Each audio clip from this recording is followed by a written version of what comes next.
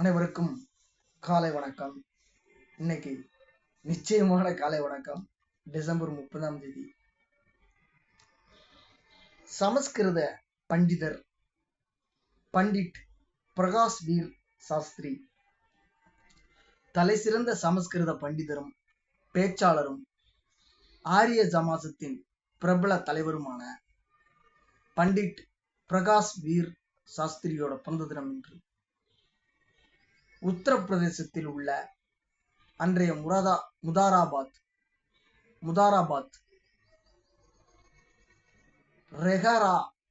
ரெஹரா என்ற கிராமத்தில் 1923 பிறந்தார்.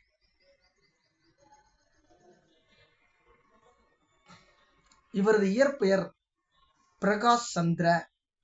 அவ்வளவுதான். தந்தை ஆரிய குடும்பத்தைச் சேர்ந்தவர். குருகுலத்தில் படிக்கும் வழக்கம் இருந்ததால் சிறுவனும் ஸ்வாலாபூரில் இருந்த ஒரு குருகுலத்தில் சேர்க்கப்பட்டான்.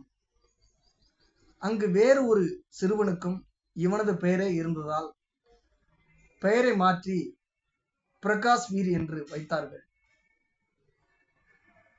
இளம் வயதிலேயே அரசியலில் தீவிரமாக பங்கேற்றார். ஆக்ரா பல்கலைக்கழகத்தில் சமஸ்கிருதத்தில் MA பட்டம் பெற்றார். பனாரஸ் இந்து பல்கலைக்கழகத்தில் சாஸ்திரி பட்டம் பெற்றார். குருகுல் பிருந்தாவனில் துணைவேந்தராக பணியாற்றினார். இவரது எதிரிகள் கூட இவரது பேச்சை கேட்டு பாராட்டும் வகையில் அற்புத பேச்சாற்றல் கொண்டிருந்தார்.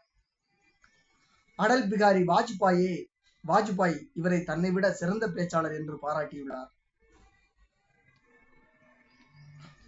சுவாமி தயானந்த் மற்றும் ஆரிய சமாஜ கோட்பாடுகளில் பரிபூரண நம்பிக்கை கொண்டிருந்தார்.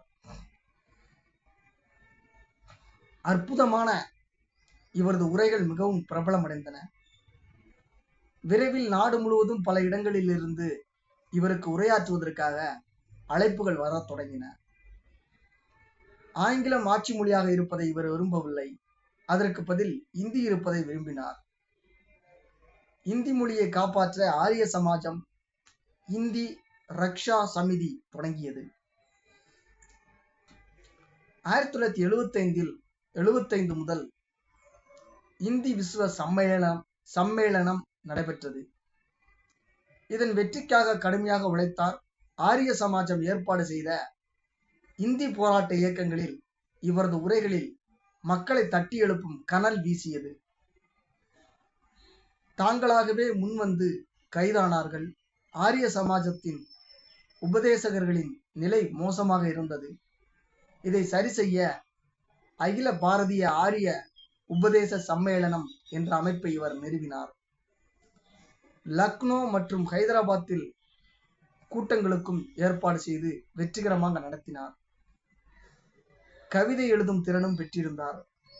ஐக்கிய நாடுகள் அமைப்பில் இந்தி மொழியில் பேசிய முதல் இந்தியர் இவர்தான். இரண்டாவதாக அடல் பிகாரி வாஜ்பாய் பேசினார் என்பது குறிப்பிடத்தக்கது. 1962 முதல் 1967 வரை ஆகிய 2 ஆண்டுகளில் முதல் முறை சுயேட்சையாக போட்டியிட்டு மக்களவை உறுப்பினராக தேர்ந்தெடுக்கப்பட்டார். 1974 ஜனசங் சார்பில் ராஜ்யசபை உறுப்பினராகவும் தேர்ந்தெடுக்கப்பட்டார்.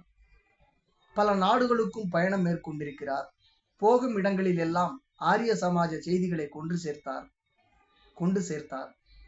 எல்லா இடங்களிலும் ஆரிய சமாஜத்தின் கௌரவத்தை அதிகரிக்க செய்யும் முனைப்பில் ஈடுபட்டு வந்தார்.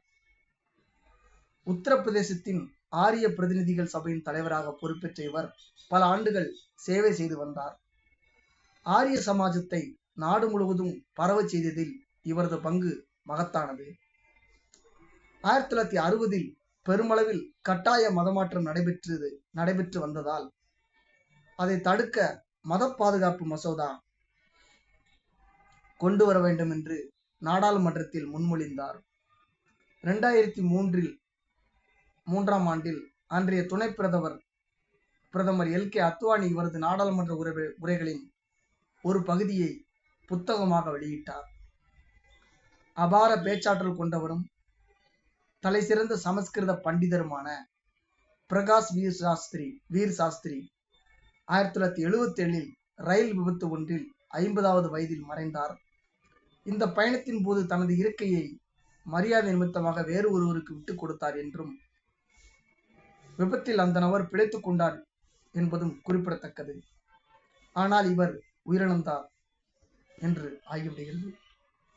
நன்றி, வணக்கம்.